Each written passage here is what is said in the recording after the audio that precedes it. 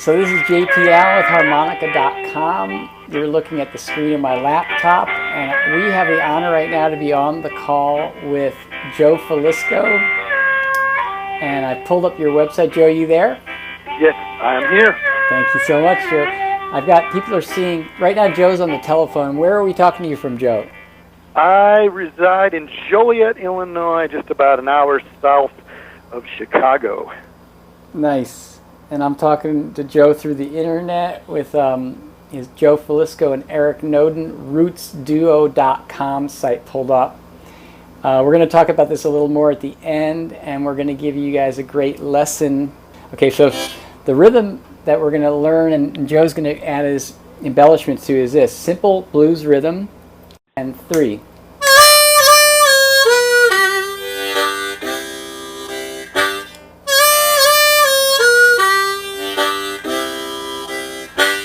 Okay, and so I would say it's, so if you're a beginner, you're going to be able to learn this basic rhythm pattern, and if you can play single notes, you'll be able to play the basic lead pattern, and if you can bend, then you can make it a little more advanced with the bending of 4 draw, and then maybe we'll have Joe give you something that's even, we can call advanced intermediate to maybe even advanced at the end, to just give you something to challenge you.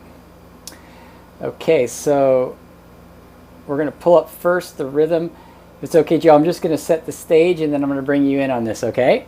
Yes, sir. I'm ready. So the basic rhythm is draw, blow, blow, draw, and 2, and 3. Draw, blow, blow, draw, and 2, and 3. Okay? So what you can start doing is you can start whispering. Why don't you try whispering first? Say the word ta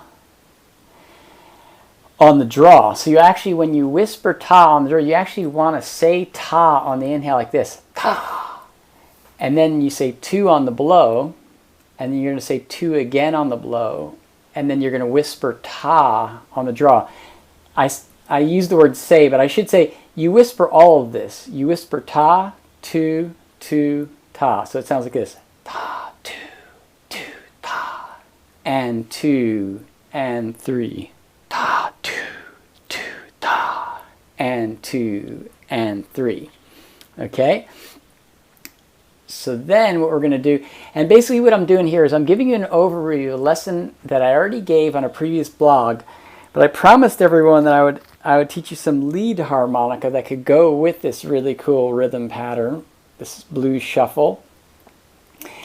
And the reason I love this style of playing is because, I'm just going to do a quick tangent with you, Joe, and I want to get your 2 cents on this too, is when I was scrambling around, feeling a bit challenged as a harmonica player, like I always felt like I needed to play with a recording or read some music of a song or play with a guitar player. But when I learned how to hold down the rhythm for myself and then play lead intertwined with my rhythm, lead, alternate between lead and rhythm, my harmonica playing just took off. And so the kind of playing I'm talking about would be something like this. So notice I'm going to do the rhythm, and 2, and 3. In fact, since we got you on the call, Joe, would you be game to just play that simple rhythm pattern and then just improvise lead in between the rhythm? So is the question clear that I'm asking you to do, or should I reiterate it? Nope, I got it. Okay. All right.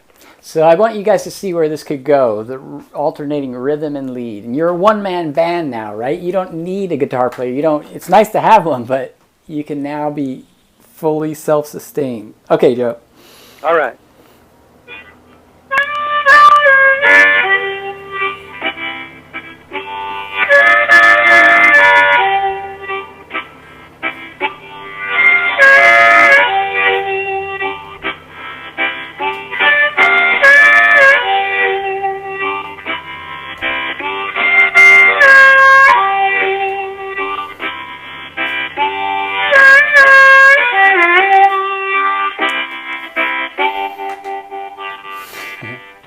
I love it. Thank you so much. So you can see he first emulated what I heard you do, Joe, and I'm talking to people out there too. What I first heard Joe do is I heard him emulating what I did and then start working and improvising around that 4 draw concept. And that sounded great. So maybe you can share some of those ideas with us in a bit. Sure. So what we're going to do now is we're going to say ta. We're going to whisper ta on holes 1, 2, draw. And then you're going to whisper 2 on holes 1, 2, blow. And this is playing holes 1, 2, draw at the same time and playing holes 1, 2, blow at the same time. So the negative sign means draw. There's no negative here, so that means you're going to say whisper 2 on holes 1, 2, blow. And you're going to whisper 2 on holes 1, 2, blow again, and then whisper ta on holes 1, 2, draw. So I'm going to quickly go over this, and then we're going to take it to the next level. So 1 and 1. Oh, we're playing with a C harmonica. I'm playing with a C Hohner Special 20, and I assume you're also playing with a C, Joe. It sounded like, and the harp you're playing with is a Hohner crossover marine band. Awesome. So I'll count you in. So if you don't have your C harmonica, go grab it, and I welcome you to jam along right now with me as I play this for you. 1 and 2 and 3. And 2 and 3. And 2 and 3. Okay, if that's challenging for you, go back to my previous lesson. There's going to be a link on this blog to show you where you can find it. Now the fun stuff. We're going to start playing some lead harmonica. Okay, so the way this riff works is we're going to play 4 draw, 4 draw, 4 draw bend, 3 draw unbent, 2 draw unbent. So it sounds like this.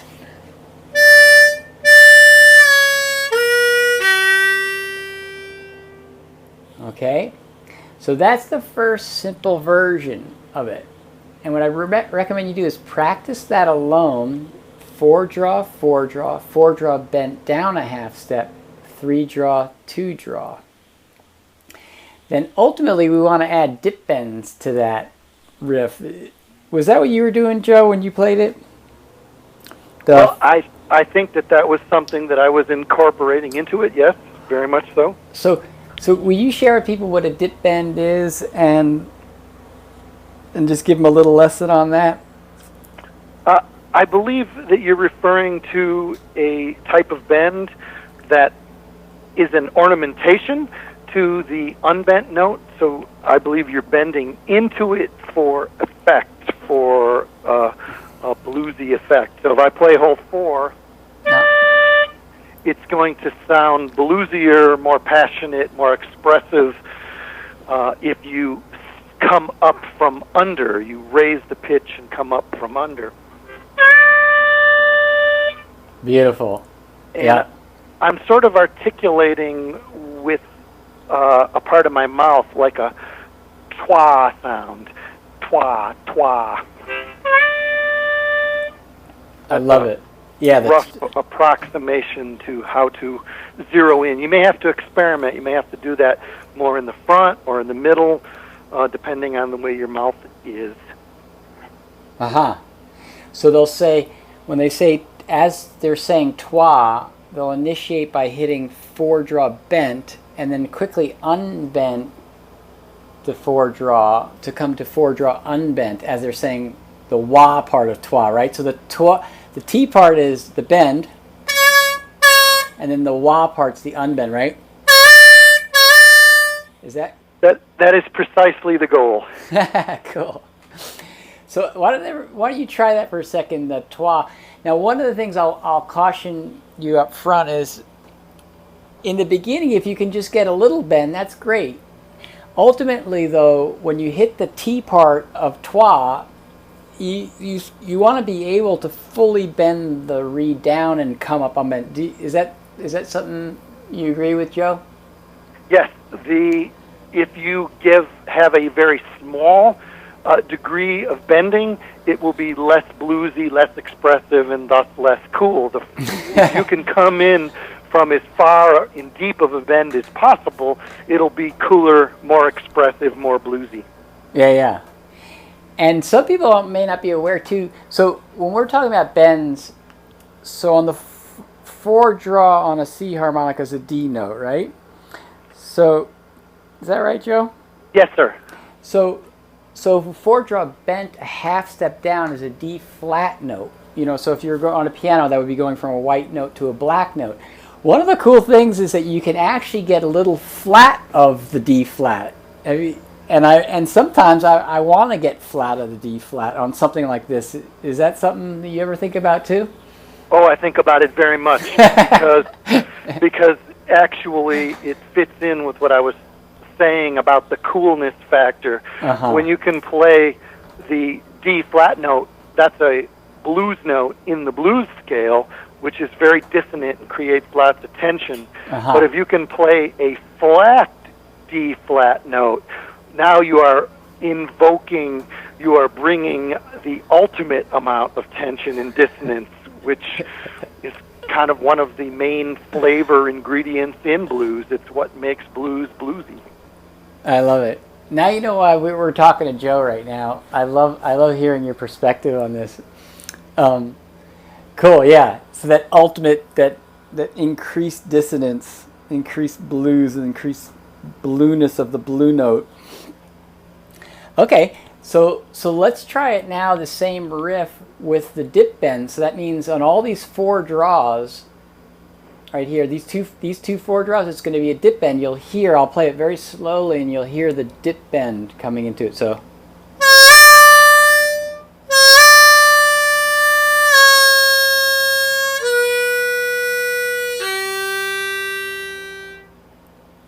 Okay, and a tricky moment for a lot of people is going to be when they go from four draw bent to the three draw unbent. Do you have anything to say about that moment right there, Joe? Like if you were to really dissect what you're doing with your tongue and. I think the best advice I could give to folks is to periodically record yourself doing it and give it a listen, because if you accidentally do play the whole three flat, it could be a positive bluesy thing if it's only a half step flat or slightly sharp of the half step flat. But if you accidentally bend it more than a half step, it starts to have a increasing unbluesy sound, a kind of sourness. So you don't want to learn through lots of repetition that's the way it sounds when it doesn't really sound that good. So if you record yourself, you might be able to pick it out and go, oh, geez, that doesn't sound like the way that JP and Joe Filisko were doing it. So. Okay, now I just can't. I know we're doing a lot, everyone, like talking about the nuances of this, but I really want to hear what Joe has to say about that three draw when it's not a full half step bend. So what we're saying is taking this three draw unbent, if you bend it a full half step, you're going from, let's say, a white note on the piano to a black note on the piano. But if you only bend it, or we're saying a quarter step, or maybe a little more than that, so you're in between. Instead of, it's actually a note that doesn't exist on the piano. It actually exists somewhere between those notes in the piano. So could you take it from there, Joe? I can't wait to hear what you're going to say about this. Yes, I'd be happy to. The famous blues scale has got some flatted pitches in it that are the flat third, the flat 5, and the flat 7. But when one is playing blues on an instrument like the guitar or the voice, violin, or the harmonica, you have access to notes that are beyond that. Right. And it is my feeling that the pitch that is between the unbent note on hole 3 and the half step bend on hole 3 is a really, really cool dissonant pitch that I think oftentimes it's the key pitch to hit. Yeah. Blues sometimes is difficult to be defined. It doesn't really want to be defined as major or minor. And by using that note in between the major third, unbent 3, minor third, half-step bend on 3, it helps make blues sort of mysteriously ambiguous. Aha. Yeah. Right. So any unfretted instrument like a violin or the voice or the harmonica that can bend, or when you're bending the guitar, when you have access to the full range of pitches, you can hit these subtle notes that are in between the notes of the piano. I heard that note was carried over also from an African scale, and it kind of just came over. Is that something that, did I hear this? Have you ever heard anything like that before? I have not. I know that a lot of the roots have been traced back to Africa, but I do not know a lot of the details around that. Okay, cool. Okay, so let's do this now. So wait, actually, we have to get at least a demonstration. I would love people to hear. Could you compare for them the difference between 3-draw bent to half step and what I'm going to call for now? Can I call it 3-draw bent to quarter step, or what should I call it, Joe? To be a quarter step will work just fine. Okay. So we're going to compare this note that I'm calling an African note, 3-draw bent to quarter step, that's not on the piano, versus 3-draw bent to half step, which is on the piano. And then you can hear the difference of the bluesiness of that. Yep. Okay, so which one's which? A nice context is to take a riff like from the Willie Dixon song Spoonful, which uses the flat half-step bend, the flat 3, if you're going to play it, this sort of sound.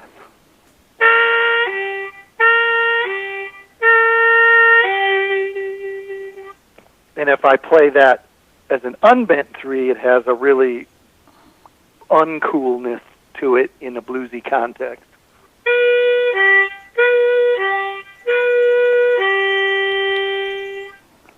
And then being able to play it in between is often a very acceptable and cool thing to do. So this is the 3-draw bent to quarter step we're saying.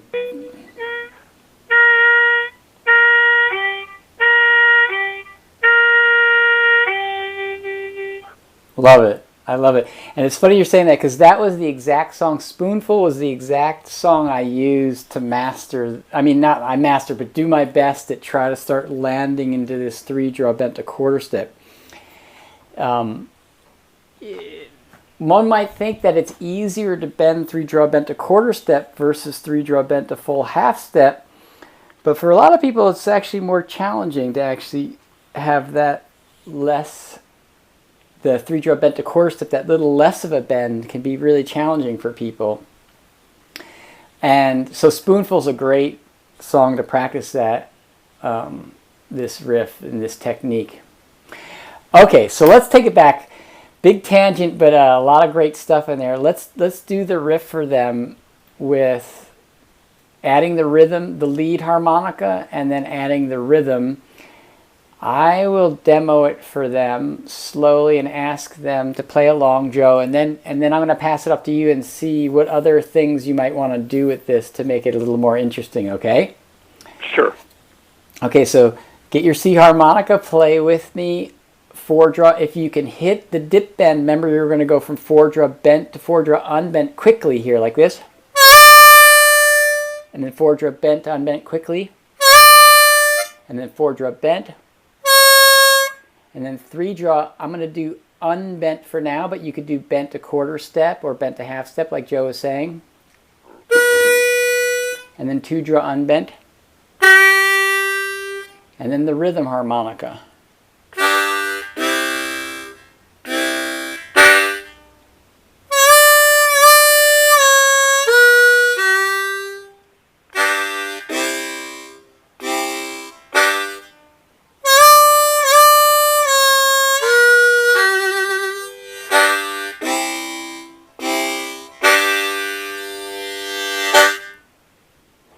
So that's, and this is also something, this riff here, by the way, could be one of those riffs that people could use to lead ahead of the band at the top of the song, right? Like, so the band might come in on the rhythm on the one. This is where the one beat is here on ta, and so if someone counted us in, we go 1 and 2 and 3, and then before the band comes in, you could play.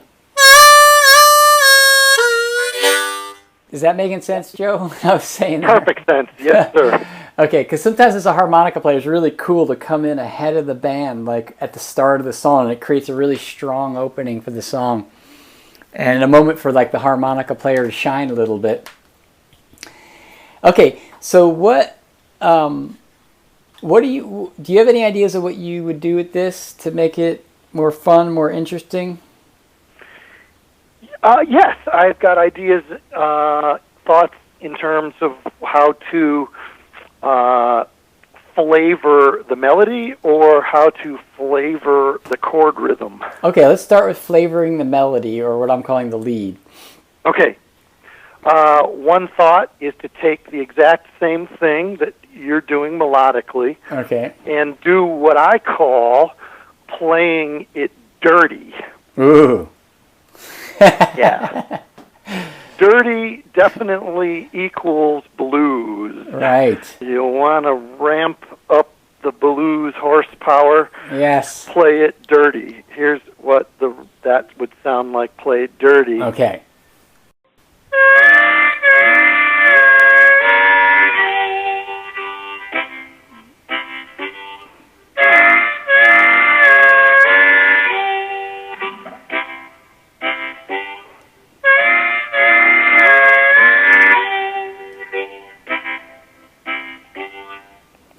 Love it.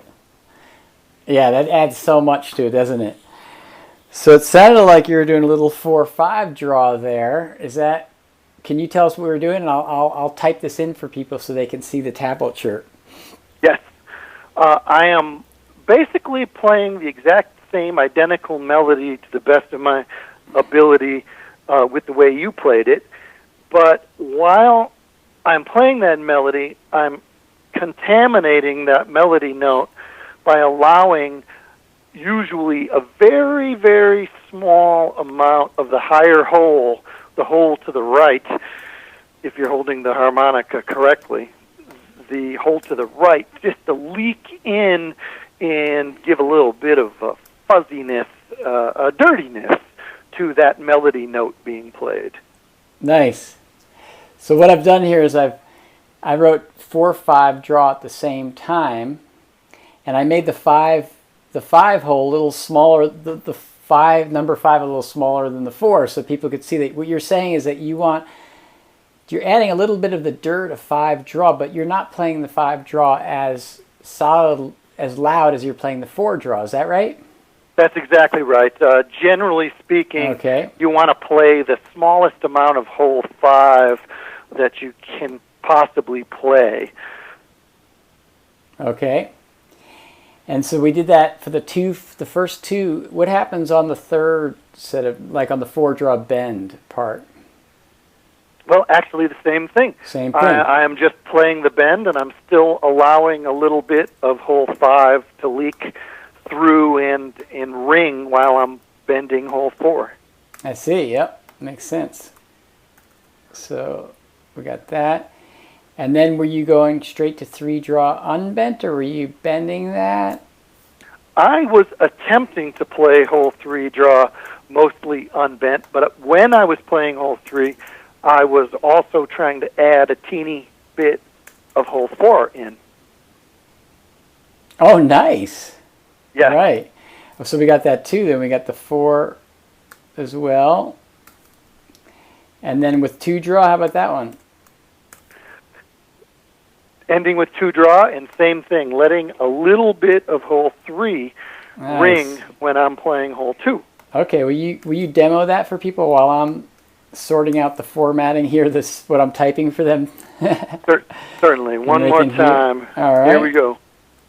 Actually, you know what? Wait, give me a second, because I want to do the bouncing ball for people so they can follow you as. Well, actually, go ahead. We'll do both. Will you play it for them, and then we'll do it again with the bouncing ball, so then they'll have. You bet. Okay. Here we go.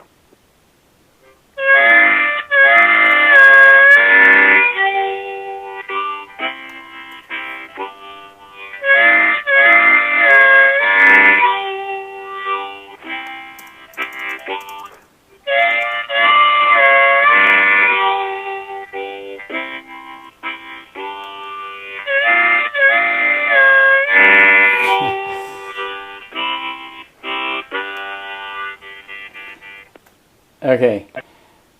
My formatting is a train wreck right now, but I think everyone will bear with us.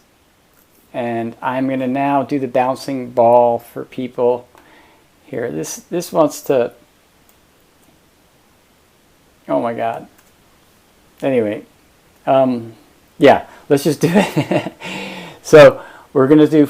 So let me recap what we got here, and we'll see if I'm on here. So we got 4-5 draw at the same time with 5 underemphasized. 4-5 draw at the same time with 5 underemphasized. 4-5 draw with 4-5 draw both bent. Actually, you're bending the 5 draw bend as well too, right? I think it's best to not think about what you're doing with hole 5. You're bending hole 4, and whatever 5 does is what's going to be the coolest thing. Cool, right. And then we've got 3 and 4 draw at the same time, and then you've got 2 and 3 draw at the same time. Yes. Okay, so I'll be your bouncing ball, and you can, if you could play. Actually, why don't you play super slow, and those who want to play along with Joe, you can play along with him. Would you count them in super as slow as you possibly can, and let's see if they can give this a try with you? Yes, sir. Here I go. C harmonica. Yep.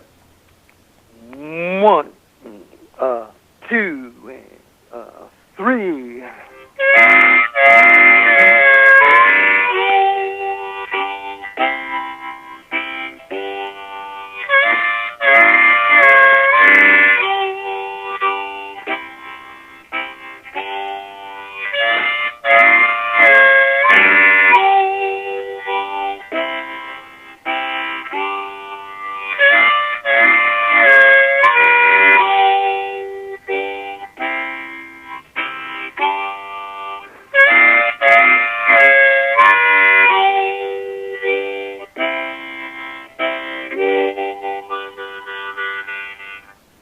Beautiful. I love it. Thank you. The more dirt, the more blues. So of course, true story. So of course, the rhythm harmonica was coming in after. They weren't seeing that on their screen, but he was doing the basic rhythm pattern you were doing before. Ta, to, ta. Love it. I think that feels like a pretty complete lesson and gives people a lot to work on over time. If you're not feel like you're mastering this lesson immediately, no worries. Sometimes just knowing, like now you have a new idea in your head that if you can let a little bit of the adjacent high note bleed in, you're adding dirt. And you're adding dirt, you're making it more bluesy. Is that what the concept we're learning here, Joe?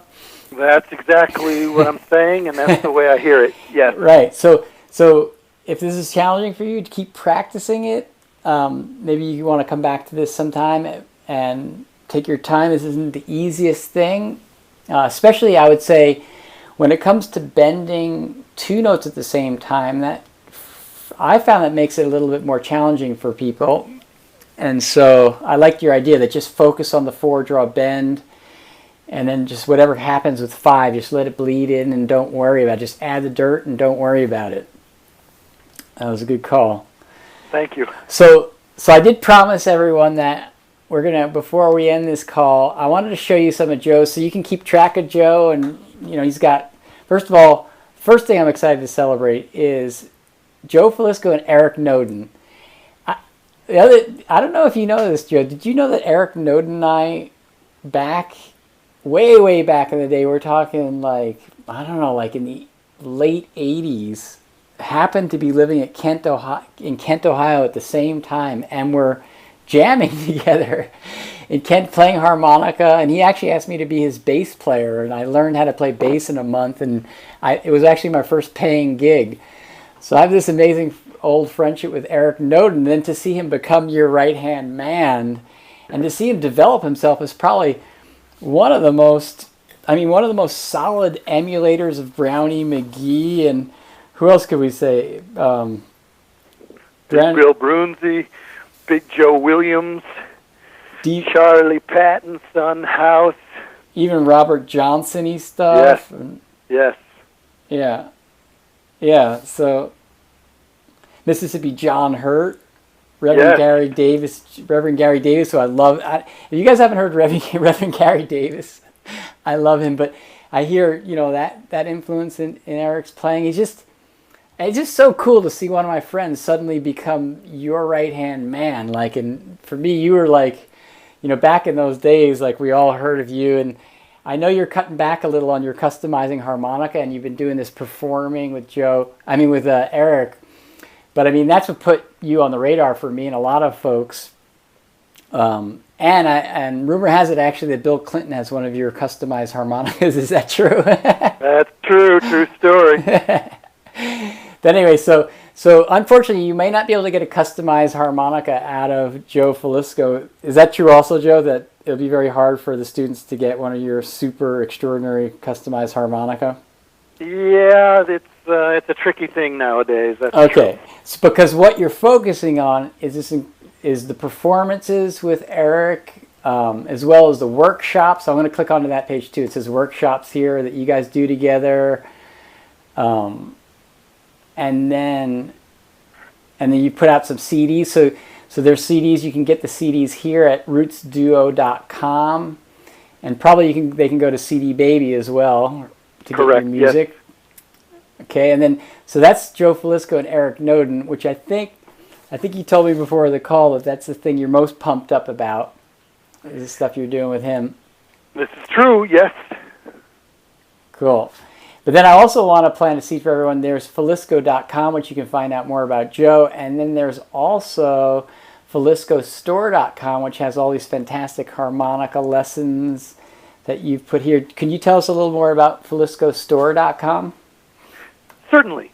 I have been teaching harmonica for a good 25 years professionally.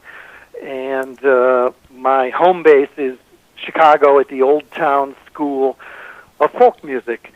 My interest was always in teaching Chicago blues, obviously because the school is located in Chicago, and it's probably a true story that the genre of Chicago blues interests and intrigues and captivates more harmonica players than maybe any other genre of musical genre.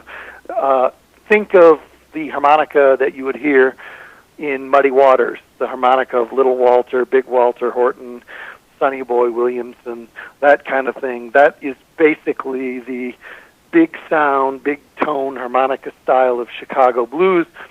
And I started out by transcribing classic songs and teaching harmonica players how to play them, and it evolved into me writing my own study songs that teach people Chicago blues. I like to think of them as blues harmonica etudes, which is just a musical word for a study song. So I've got a very wide assortment of study songs that teach many styles of Chicago blues. Beautiful. First position stuff, third position stuff, stuff with chording, stuff with inhale note playing only, stuff that focuses on the bend on hole 4 draw, and on and on and on and on. Yeah, as you were talking, I was scrolling through showing people all the lessons you've got, and I just stumbled on the tongue block trainer. I was really curious about that. I actually hadn't seen that until just before our call. So what's that all about? Well, I'm a big fan of the tongue blocking embouchure, which basically means that when you're playing the harmonica, that some part of your tongue is blocking one or more holes. Right. And the really nice thing about using the tongue blocking is that you can go between single notes and chords or split octaves in chords and get that crunching, percussive, vamping, slapping sound. It's all readily available to you when you're using the tongue blocking technique. You don't have to switch embouchures. And I've also found that many people will try to learn the tongue blocking and get frustrated, and I have found that the main reason for that is because of the lack of visuals. People learn best by seeing. So I try to make this comparison that what the fingers are to a piano player or a guitar player is what the tongue is to a harmonica player. And the tongue block trainer enables folks to sort of see what they need to do with their tongue if they want to play a clean single note or if they want to play a octave or split interval and so on and so on. It gives you a peek into your own mouth when you're playing. Do you stand in front of a mirror? Is that how it works? You put the Filisko tongue block trainer in your mouth, and then if you go in front of a mirror, can you see your tongue? Or is that what it is? That's exactly correct. As a matter of fact, in the package, you get your own little mirror that slips in. It comes with a mirror. Oh, I see. How cool. What a great idea. Right. I get your point. The point is, because harmonica is a mystery with it being in our mouth, just like singing, teaching singing is also such a specialty. These things, we can't see them. We can't see what the fingers are doing. And so now people are getting to see, and so it's going to help clarify. What a great idea. I never heard of this, and I didn't know you were up to this. I love it. How long has this been out? Probably a while, right? I started, I came up with the idea nearly 20 years ago, and I wrote an article that was published in the SPA newsletter, Harmonica Happenings, and it was really my friend Jim Turbo Dog Antaki, the guy that does all the Turbo harmonica stuff, that really helped me actually be able to put the stuff into a package and sell it. And so, cool. Yes, I get orders off the web page and have to ship them out every few days. Cool. And this is obviously a perfect segue. So I turned 50 recently, Joe. I don't know if I told you that, but there were two things that came up for me. One was I wanted to try to give people more lessons like this. And I was thinking, what's the easy way to give people great lessons like we're doing now? So I think this is going well. And people, you could put in the comments if you think, is this a good? Are you getting much out of these lessons? I'd love to know. But the other thing was, I've always wanted to use harmonica.com to promote some of the other great harmonica teachers that I love, like David Barrett, Adam Gussow, Ronnie Schellist, Eric Noden, Hal Walker, Tom Ball, Munzel Yerxa, David Harp, and I love John Gindick, and even Jerry Portnoy's lessons, and Steve Baker's lessons at the end of the Steve Baker handbook. Those exercises are just... Are there any other... Anyway, so I've been really excited. So bringing you on this is the first time I've done this with anyone. I feel it's really appropriate to have you here, because I think you have a really fantastic way of explaining things to people. Thank you. And making the hard stuff seem easy, which is what you did with this tongue block trainer. All right, Joe. Well, is there anything else you wanted to share with folks before we close the call? I see also you have some really entertaining, like it's more performance-oriented videos at rootsduo.com when you click on videos. So that's a place you guys can check out Joe's music. All right. So I think we pretty much covered it. I'm so honored and delighted that you wanted to spend a little time with me, and I hope I was able to give you a few pointers or perspectives or tips on... I thought it was great. Thank you. I thought it went really well, and I remember actually you talked about that at the Hawaiian Harmonica retreat when you came out in 2015. I remember you saying that, adding the dirt, and so I was really glad when you brought that up again in this lesson, because I kind of forgot about it. But I thought that was a great lesson. I remember I sat in on that one. Thank you. All right, buddy. Well, great to talk to you. Have a good rest of your evening, and hopefully we'll get to talk again soon. That sounds great. Thank you, brother. Thank you very much. And thanks everyone for joining the call. Aloha. All right. Ciao. Bye-bye. Aloha. Bye.